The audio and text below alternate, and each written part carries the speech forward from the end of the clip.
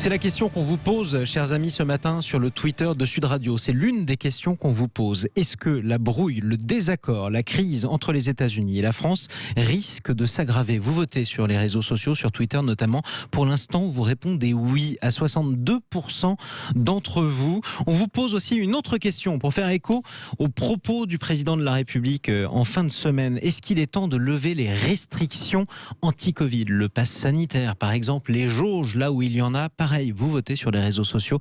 Vous nous appelez 0826 300 300. Tout de suite, on accueille nos deux invités. Léonore Bèze, bonjour à vous. Bonjour. Bienvenue à vous sur Sud Radio. Merci beaucoup. Vous êtes conseillère régionale Rassemblement National dans la région Sud. On disait PACA avant, mais officiellement, c'est la région Sud, je crois. Officiellement, mais on peut toujours dire Provence, Alpes, Côte d'Azur. Moi, exactement. J'aime bien Et puis, on aime les quatre en plus, en tout cas les trois, la Provence, les Alpes et la Côte d'Azur. Avec vous pour débattre ce matin sur Sud Radio, Prisca Thévenot, bonjour à vous. Bonjour. Et bienvenue également sur Sud Radio. Vous êtes porte-parole de La République En Marche. Je le disais, c'est l'information qui nous est parvenue hier soir en fin de soirée. La brouille entre la France et les États-Unis qui s'aggrave. Jean-Yves Le Drian, ministre des Affaires étrangères, qui rappelle nos deux ambassadeurs, celui de Canberra en Australie et celui aux États-Unis à Washington. Ils sont rappelés pour consultation. On montre notre colère. Est-ce que c'est le début d'une crise ou est-ce que finalement c'est le clou du spectacle? On commence avec vous, Prisca Thévenot. Je ne sais pas si c'est le début d'une crise ou le clou du spectacle, comme vous dites, mais effectivement, la situation est extrêmement grave. Elle est extrêmement grave sur deux aspects. Le premier, c'est que finalement, ce sujet du contrat des sous-marins australiens montre que certains de nos alliés historiques sont prêts à tout sacrifier sur l'autel d'une raison diplomatique purement locale en Asie-Pacifique, remettant en cause ainsi le savoir-faire nucléaire de la France, mais également venant s'allier avec, on le sait aujourd'hui, une administration qui est prête à tout, elle, sacrifier aussi sur l'autel de son patriotisme un peu étonnant en ce moment. Et quand je parle de ça, je fais référence bien évidemment aux actualités récentes en Afghanistan. Oui, effectivement. Mais c'est vrai qu'on s'attendait à autre chose. D'ailleurs, le gouvernement français l'a dit, Prisca Thévenot, on s'attendait à autre chose de Joe Biden qui devait annoncer un changement aux États-Unis après le départ, la défaite de Donald Trump. Vous avez été surprise ou pas, Léonore Bèze? Eh bien, écoutez, déjà, c'est une claque monumentale qui a été mise à la France. Et moi, je surprise, oui et non. On nous a vendu tout d'abord Joe Biden, effectivement, comme le tenant des libertés, l'homme providentiel gauchiste parfait, contre le méchant Donald Trump.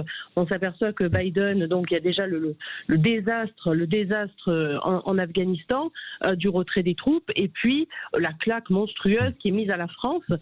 Une claque, alors, effectivement, pour laquelle Marine Le Pen demande la création d'une commission d'enquête. Oui. Et je pense que c'est quelque chose qui est urgent et absolument nécessaire pour faire toute la lumière sur cette affaire, qui nous coûte quand même 56 milliards d'euros, qui est un désastre économique pour Naval Group, qui est un des fleurons industriels français, et pour lesquels il faudrait aussi qu'Emmanuel Macron assure la pérennité de ce fleuron, parce qu'il n'y en a plus beaucoup.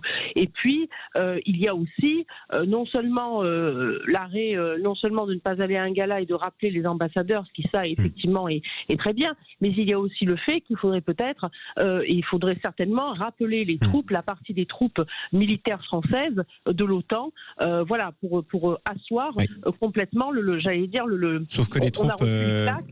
Les troupes qui participent aux opérations de l'OTAN. Oui, sauf que les troupes qui participent aux opérations de l'OTAN, Léonore Bèze, elles ne sont pas aux États-Unis pour protéger les États-Unis, elles sont plutôt chez nos alliés européens qui n'ont rien demandé dans cette histoire. Si vous voulez, pour l'instant, on participe justement à ces opérations. Les États-Unis en font largement partie de l'OTAN, bien évidemment. Donc, à un moment donné, on reçoit une plaque. Je crois qu'il est nécessaire, absolument, de bomber le torse un peu plus. Je propose à Prisca Thévenot de vous répondre, porte-parole de La République En Marche. Je le rappelle justement, est-ce qu'on doit aller plus loin? Qu'est-ce qu'il faut dire aux Américains et qu'est-ce qu'il faut faire? Non, mais surtout, moi, ce qui m'agace un peu là dans cette histoire, c'est que dans cette histoire, au contraire, on devrait être patriote. Et ça m'agace de le dire aux gens du Rassemblement national. Oui, on devrait être patriote. On devrait rappeler notre fierté, notre attachement à notre pays et défendre ses intérêts plutôt que d'y voir là encore une occasion d'essayer de rabaisser notre nation. Ceux qu'on doit pointer du doigt ici, ce ne sont pas les Français. Encore une fois, ce sont les Australiens et les Américains. Et du coup, qu'est-ce qu'on leur dit et qu'est-ce qu'on leur fait au-delà du fait qu'on rappelle notre ambassadeur ? Effectivement, plus que de venir dire qu'il va falloir retirer nos troupes de l'OTAN, parce que rappelons que c'est aussi pour défendre les intérêts de la France et des valeurs républicaines dans le monde, je pense qu'il faut effectivement aller dans la démarche de Monsieur Le Drian. Le ministre des Affaires étrangères français. Exactement, qui a rappelé effectivement les ambassadeurs pour une consultation et pour justement s'entendre sur la position à venir, notamment dans l'ensemble des traités que nous avons avec ces pays, et notamment pour rappeler l'importance de la présence française dans la zone Asie-Pacifique Sud. Donc je pense que, attention encore une fois, oui, l'heure est grave, oui, il y a une alliance qui est remise en cause et une alliance historique qui est remise en cause, mais attention à ne pas avoir de réaction précipitée, parce qu'encore une fois, l'objet n'est pas de partir bille en tête et de nous mettre en ennemi le reste du monde, mais bien de voir comment on peut rattraper une situation extrêmement délicate au regard de nos intérêts. Et je répète bien encore une fois, nos intérêts. Les intérêts. En gros, France first, quoi, à l'image de Donald Trump, mais la France d'abord.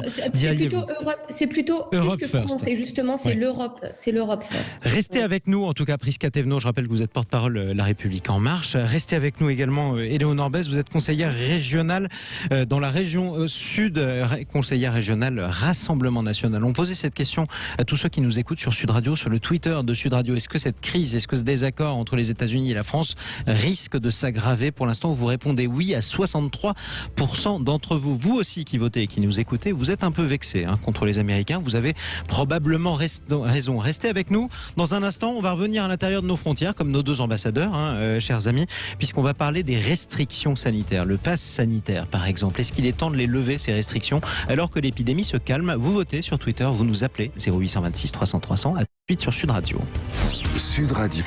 9h moins le quart sur le grand matin week-end de Sud Radio. On vous pose cette question sur le Twitter de Sud Radio. Est-il temps de lever toutes les restrictions, ou en tout cas de lever les restrictions contre le Covid-19? Vous répondez un oui massif à 92% d'entre vous sur le Twitter de Sud Radio. On en débat avec nos deux invités. Éléonore Bèze, conseillère régionale Rassemblement National en PACA, et Prisca Thévenot avec nous, porte-parole de La République En Marche. Éléonore Bèze, c'est Emmanuel Macron lui-même qui a sous-entendu prudemment quand même que dès que les chiffres le permettrait, on pourrait commencer à lever les restrictions. Vous avez un slogan qui a été lancé pour la campagne présidentielle, c'est liberté, liberté chérie. Du coup, vous êtes d'accord avec Emmanuel Macron, j'imagine? Non, si vous voulez, ça fait déjà depuis un petit moment. Là, on demande que les mesures du pass sanitaire soient absolument levées, puisqu'elles sont effectivement inefficaces et attentatoires aux libertés individuelles. Effectivement. Et elles sont inefficaces. Le pass sanitaire, c'est quand même une ineptie, puisque moi, je suis vaccinée. Je ne suis pas non plus contre le vaccin. Je pense que, par contre, la liberté de chacun doit être respectée. Mais le pass sanitaire est une ineptie déjà économique, puisque on a beaucoup de nos restaurateurs qui voient leur chiffre d'affaires baisser après un confinement et des fermetures qui ont vraiment à mal leur activité. Donc c'est quand même très difficile aussi pour eux. Et donc il y a toute une partie de l'économie française là aussi, que vous voulez soutenir justement, et que vous voulez essayer d'aider en levant les restrictions le plus vite possible. Pour vous, en tout cas, Éléonore Bèze. 0826 300 300. Je voudrais qu'on donne la parole à Renaud qui nous appelle de Rodez dans l'Aveyron. Est-ce que vous aussi, vous avez hâte de voir ces restrictions être levées? Bonjour Jean-Marie, bonjour tout le monde. Honnêtement, alors toutes, non, je ne suis pas vacciné et je ne suis pas vacciné. Le pass sanitaire, c'est ce que j'en pense moi, c'est que c'est la plus belle arnaque et la plus belle ineptie qu'on nous a sorti. Je l'ai déjà dit sur votre antenne, pour tout simplement pour nous forcer en fait à nous vacciner, tout simplement. Le pass sanitaire pour moi ce n'est rien d'autre que ça, une obligation vaccinale. Qu'on enlève certaines restrictions, oui. Après, qui est toujours les gestes barrières, le masque, qui est on soit prudent, quoi. À la place de ce pass sanitaire qui pour moi est une énorme bêtise. voilà. Vous préfériez quoi en un mot? Qu'on impose pour comme c'est déjà le cas les tests PCR, que ça reste en place, etc. Et gratuit en tout cas, parce que ça va finir par se terminer. Alors ça, c'est un point que vous soulevez. En tout cas, merci beaucoup Renaud de votre appel depuis Rodez. C'est magnifique en plus Rodez. Je suis sûr que vous avez de magnifiques choses à découvrir, notamment votre cathédrale et des endroits cachés pour les journées du patrimoine. La réponse de Prisca Thévenot est le mot de la fin, justement. Emmanuel Macron prudent, mais qui dit que dès que les chiffres le permettront, il faudra le lever. En même temps, on est 50 millions de vaccinés depuis cette nuit. On y arrive, on en voit le bout. Oui, tout à fait. Et je pense que c'est l'occasion aussi de remercier l'ensemble des Français, du personnel soignant, des collectivités locales qui ont permis d'arriver à ce chiffre de 50 millions de primo-vaccinés en France, mettant la France parmi les premiers pays européens en termes de vaccination et de protection de ces populations. Et oui, effectivement, grâce à la mise en place du pass sanitaire, le président a permis de passer cette 4e vague épidémique que nous avons connue cet été en permettant, d'une, la limitation de la circulation du virus et de deux, en donnant un coup d'accélérateur extrêmement important à la campagne de vaccination. Alors oui, du coup, aujourd'hui, grâce à cela, les indicateurs sont dans une bonne dynamique, mais nous avons l'expérience de ce virus et nous savons que nous devons continuer à rester prudents et responsables et surtout pas naïfs. Donc c'est pour ça que je pense que plus d'une levée pure et simple du pass sanitaire, il faudra peut-être voir un allègement des modalités de mise en œuvre de ce pass sanitaire, avec peut-être des mesures territorialisées et ou sectorialisées. Donc je pense que c'est vraiment là l'enjeu. C'était effectivement une des options qui était explorée plus ou moins publiquement depuis hier. Merci beaucoup à toutes les deux d'avoir pris la parole ce matin, ce samedi matin, dans le Grand Matin Week-end sur Sud Radio. Je rappelle que vous êtes toujours d'ailleurs porte-parole de La République En Marche, Prisca Thévenot.